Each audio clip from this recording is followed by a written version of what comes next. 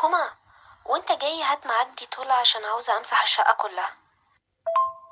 يا بنتي انت مش لسه ماسحه الشقه كلها امبارح؟ ما تبطلي بقى الوسواس اللي عندك ده.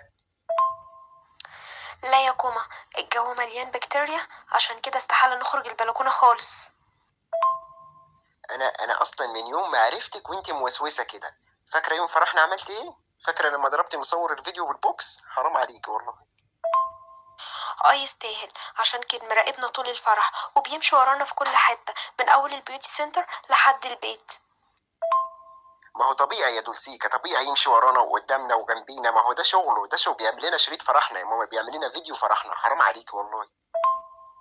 وانا ايش ضمني بقى؟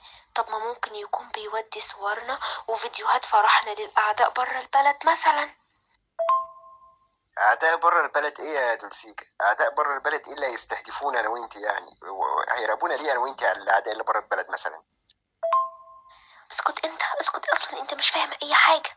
على العموم، انا اتصرفت وجبت ناس تعمل خيمة كبيرة قوي فوق السطح عندنا.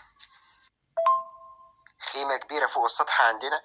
هما التتارة يهجموا تاني ولا ايه؟ يعني غطيت السطح ليه بقى؟ غطيت السطح ليه انتي؟ اوف، انت مش فاهم اي حاجة خالص، اسكت خالص. يا ابني فهمني بس مرة واحدة، نفسي تفهمني. عشان القمر الصناعي ما يصورناش واحنا قاعدين، ويعرف تفاصيل بيتنا، ويعرف بقى ان احنا عندنا تومين زيت وسكر قد ايه بقى. اسكت انت بس، انت اصلا مش عارف اي حاجة. زيت وسكر ماشي ماشي، المهم ما تنسيش بقى تغطي غطا البلاعة، عشان سلاحف النينجا بتتجسس علينا كل يوم. انا شفت واحد سرق بيتزاية ونازل بيها تحت. خد حذرك بقى.